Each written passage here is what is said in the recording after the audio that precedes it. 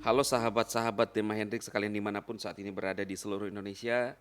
Senang menjumpai teman-temanku sekalian. Saya berdoa dan berharap setiap saudara dalam keadaan yang baik senantiasa. Amin.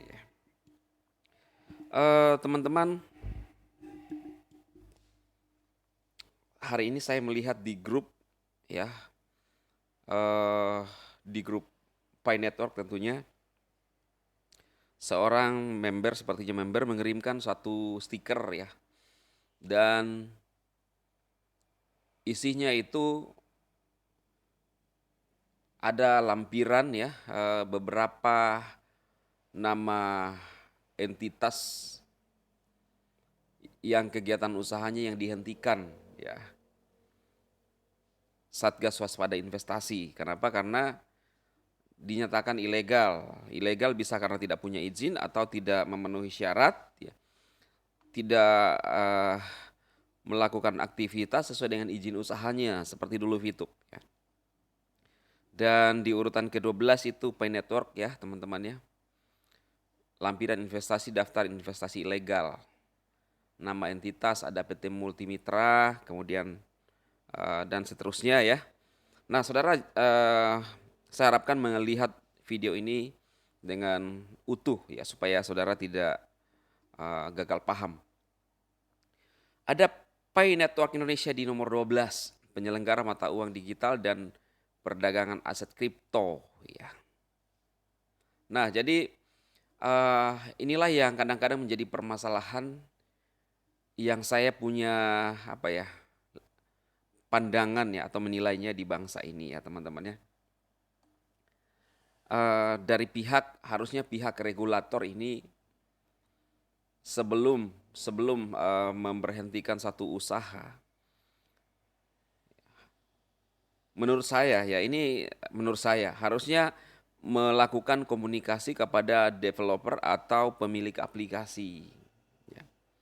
Karena kadang-kadang di Indonesia unik teman-teman. Saya pernah menyampaikan dari channel saya bahwa kalau saudara mendapatkan aplikasi yang memang sudah real membayar Anda, lebih baik diam saja.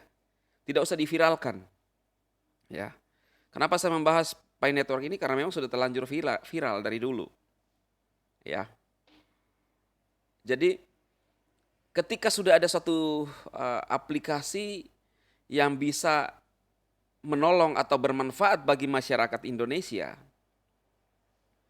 lalu terkesan bahwa ada orang-orang ya, atau boleh dikatakan oknum lah, yang memberhentikan sehingga ya kita gigit jari. Padahal kebanyakan masyarakat Indonesia menyukai itu, contohnya Fitup. Ya. Dan unik teman-teman, saya join di Net 89. Jalan 4 tahun berjalan beroperasi di Indonesia, lalu kemudian dinyatakan ilegal. Ya. Tidak sesuai dengan izin usahanya. Bahkan menyalahgunakan perizinan. Salahnya di mana?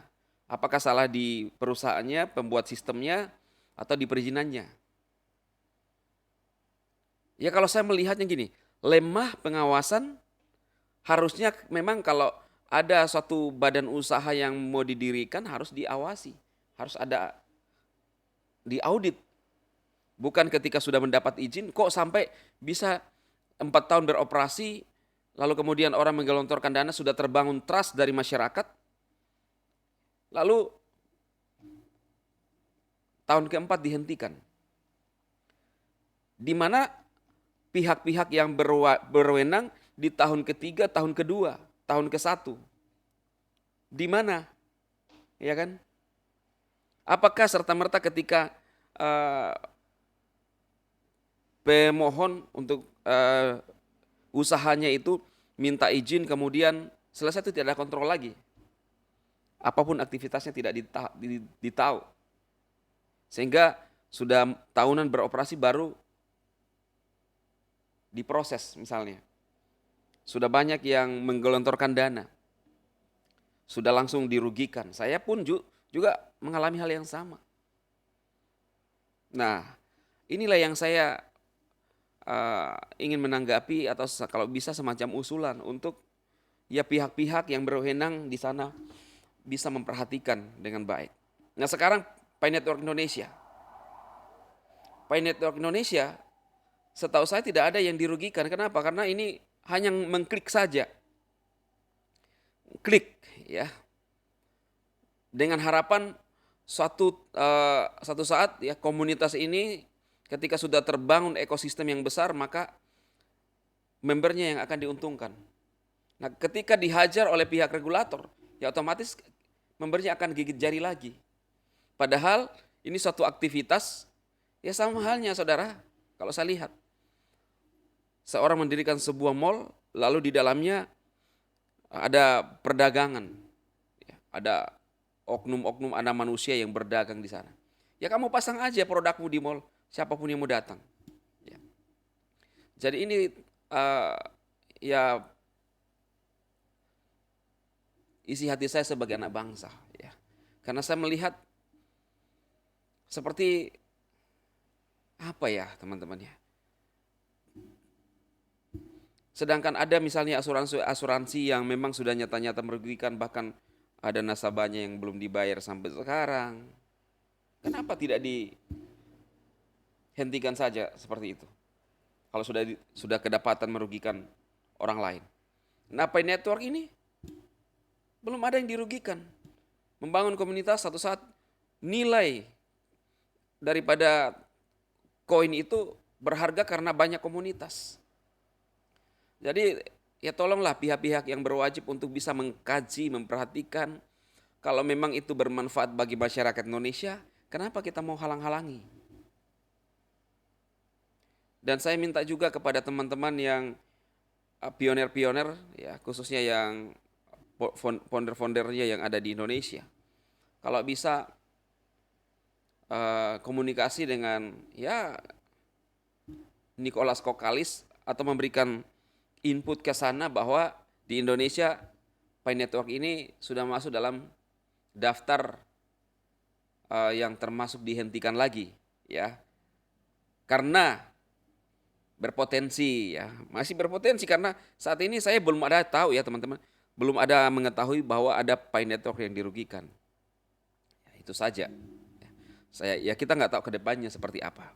Tetapi kalau misalnya semua ini dilakukan sesuai dengan aturan, tidak ada yang dipaksa, kemudian bisa berjalan normal, saya percaya bahwa Pi Network ini bisa menolong banyak orang. Ya, jadi itu saja yang saya sampaikan kepada teman-teman semua, supaya baik dari pihak regulator, developer, founder-founder, member yang leader-leader bisa ada komunikasi yang baik sehingga tidak terjadi seperti di VTube. VTube berapa user ya? Ya, viral di Indonesia. Siapa yang kita mau salahkan? Ada banyak member-member yang uangnya nyangkut di EC. Kita mau salahkan siapa? Saya percaya kalau misalnya VTube ini masih on, pasti aktivitasnya berjalan. Komunitasnya masih sangat banyak. Apakah kita mau salahkan regulator? Apakah kita mau salahkan manajemen? Ya kan? Entah siapa yang salah.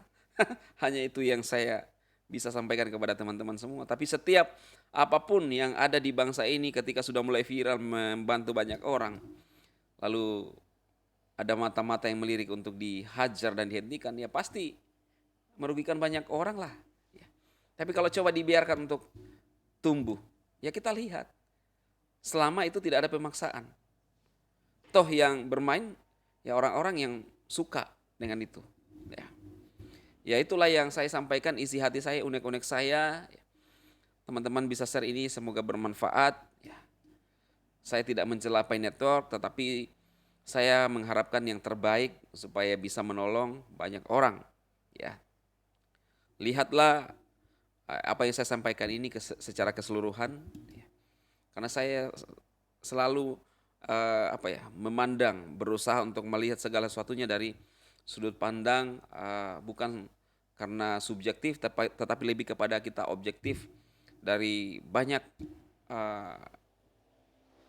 sudut yang kita perhitungkan, banyak aspek ya, dari teman-teman sekalian, dari pihak-pihak yang terkait, supaya ada uh, suatu harmonisasi yang baik. Kalau di musik ya, karena kebetulan saya adalah musisi, ada harmonisasi.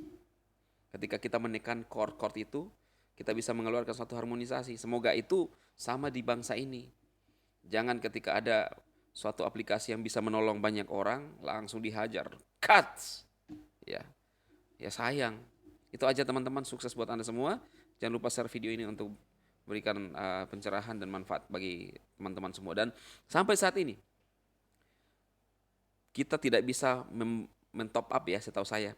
Pi Network, jadi bagaimana kita mau dirugikan? Ya, itu aja teman-teman, sukses dan salam kebaikan bagi Anda semua.